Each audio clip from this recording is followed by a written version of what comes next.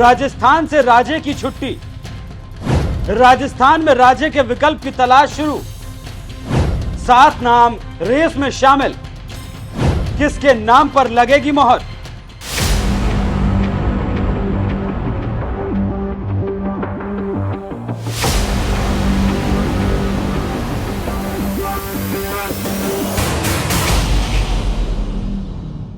राजस्थान का चुनावी मौसम बदल चुका है। चुनावी सरगर्मी के माहौल में राजस्थान की राजनीति नित नई करवट ले रही है। बीजेपी की अगर बात करें तो आलम यह है कि राजस्थान का चुनाव मोदी के चेहरे पर लड़ा जाएगा, इस बात का ऐलान कर दिया गया है, क्योंकि खबरें ऐसी हैं कि 2 बार की सीएम वसुंधरा राजे को अब साइडलाइन कर दिया गया है। और चर्चा तो यहां तक भी है कि वसुंधरा राजे के नाम पर जिन नामों को तरजीह दी जाने वाली है उसकी तस्वीर भी मोदी की सभा में साफ हो गई। और कौन से हैं वो नाम, आज उन्हीं पर चर्चा करेंगे।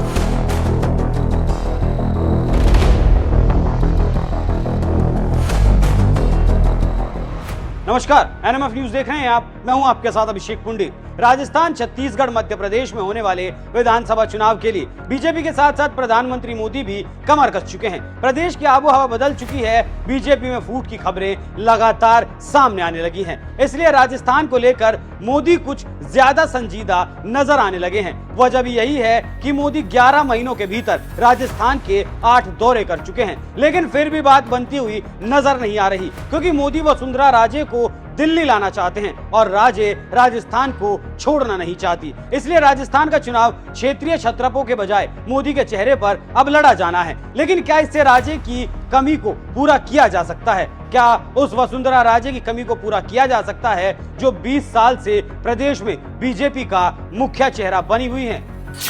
राजस्थान को लेकर असमंजस्य में बीजेपी।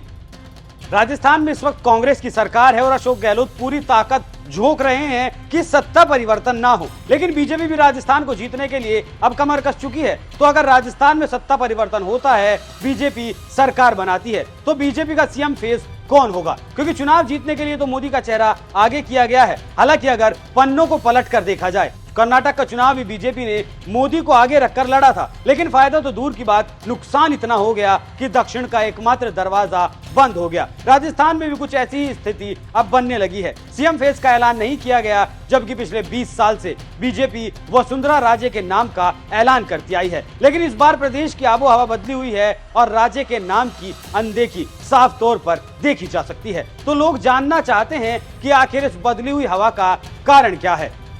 मोदी की सभा से बदले हालात।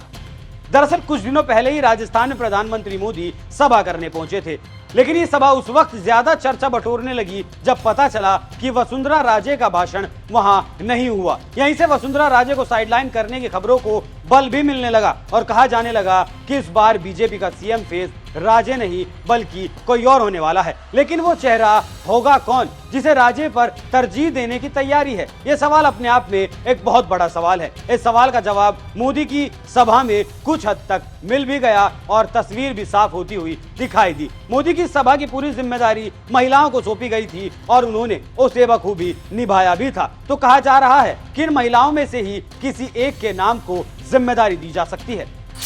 किसे मिलने वाला है इस खींचतान का फायदा?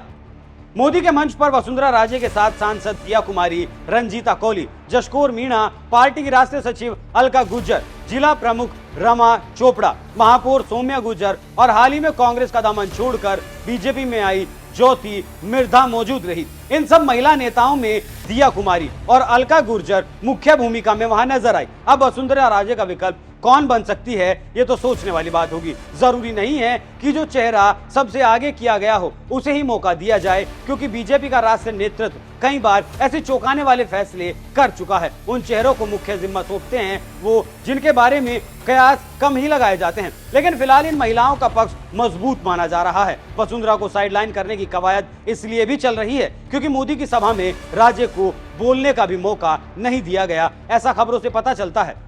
राजे ने भी पकड़ी अलग राह। प्रधानमंत्री मोदी के राजस्थान पहुंचने से पहले एक ऐसी घटना घटी जिसकी किसी को उम्मीद नहीं थी, और वो ये थी कि एक दूसरे के धुर विरोधी कहे जाने वाले गजेंद्र सिंह शेखावत और वसुंधरा राजे की मुलाकात राजे के सरकारी आवास पर हुई मोदी के पहुंचने से एक शाम पहले। हालांकि दोनों के बीच क्या बात हुई उसकी जानकारी सामने नहीं आई है। इस बारे में ना तो गजेंद्र सिंह शेखावत ने मीडिया से कोई बात साझा की और ना ही वसुंधरा राजे ने। हालांकि मोदी के नाम पर चुनाव लड़ना वसुंधरा के लिए किसी तगड़े झटके से कम भी नहीं है। यहाँ टकराव की बात इसलिए भी कही जा रही है क्योंकि केंद्र जिस तरह से चल रहा है उसे देखते हुए लगता है कि केंद्र राज्य को राजस्थान से निकालकर केंद्र की राजनीति में लाना चाहता है, लेकिन राज्य का कहना है कि वो राजस्थान छोड़कर कहीं नहीं जाने वाली। इसी बीच भाजपा ने वसुंधरा राजे को राष्ट्रीय उपाध्यक्ष बनाकर यह संदेश देने की भरपूर कोशिश की। वसुंधरा राजे ने मोदी की सभा से पहले अपना विरोध भी दर्ज करवाया। वसुंधरा राजे ने राज्य भर से रक्षा सूत्र बांधने आई महिलाओं को संबोधित करते हुए केंद्र सरकार को दो टूक संदेश देने का काम किया और कहा, महिलाओं की अटूट शक्ति की वजह से राजस्थान से कहीं नहीं जाऊंगी, आपके साथ रहूंगी और आपकी सेवा करूंगी, आपकी आवाज उठाने में कोई कमी नहीं रखूंगी। इस संबोधन के माध्यम से वसुंधरा राजे ने शेष नेतृत्व को साफ साफ संदेश देने का काम किया है कि उनका दिल्ली की राजनीति में आने का कोई इरादा नहीं है। इस बयान के बाद भाजपा के अंदर खाने हड़कंप मचा हुआ है। केंद्र और वसुंधरा राजे में इन घटनाओं से टकराव तो साफ देखा जा सकता है। और रही बात राजे के विकल्प की, तो अगर बीजेपी वसुंधरा राजे का विकल्प ढूंढती है तो इसका खामियाजा भी बीजेपी को भुगतना पड़ सकता है, क्योंकि राजस्थान में गहलोत सरकार के विरोध में अब स्वर तेज होने लगे हैं और आंकड़े बीजेपी के फेवर में आने लगे हैं। और अगर बीजेपी अपनी अंदरूनी कलह की वजह से कुछ गड़बड़ी करती है तो उसे बेशक खामियाजा भुगतना पड़ सकता है, और बीजेपी इस गलती को करना नहीं चाहेगी क्योंकि लोकसभा चुनाव भी सर पर है। तो राजस्थान में जो हालात चल रहे हैं उन्हें लेकर प्रधानमंत्री मोदी भी संजीदा हैं। इसीलिए प्रधानमंत्री नरेंद्र मोदी लगातार राजस्थान में दौरे कर रहे हैं जिससे राजस्थान बीजेपी की अंदरूनी कलह को कम किया जा सके। और बीजेपी ये जो गलती है गहलोत के खिलाफ अंदरूनी कलह की, इस गलती को नहीं करना चाहेगी क्योंकि लोकसभा चुनाव सर पर हैं। तो राजस्थान में जो हालात चल रहे हैं और बीजेपी को वसुंधरा राजे को साइडलाइन करना चाहिए या फिर नहीं, इस पर आपकी क्या राय है? अपनी राय हमें कमेंट कर जरूर बताइएगा। नमस्कार। आप सब जानती हैं कि आजादी के इतने दशक तक नारी शक्ति के सामर्थ्य के साथ इंसाफ नहीं हुआ। अब आप मुझे बताइए, किसी के एक हाथ एक पैर को बांध कर रखा जाए तो उससे आप कितनी उम्मीद कर सकते हैं?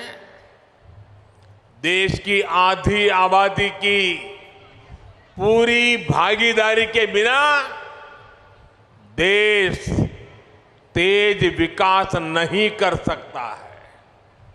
हमने देखा है कि महिला अधिकार की बात पर या तो पहले सियासी बहाने बनाए जाते थे या ये कहा जाता था कि महिलाएं सारे काम नहीं कर सकती। हमने गुजरात से इसी सोच के खिलाफ लड़ाई शुरू की थी। गुजरात में हमने परिवार, समाज और स्टेट तीनों स्तर पर महिला सशक्तिकरण की दिशा में कई सफल अभियान चलाए।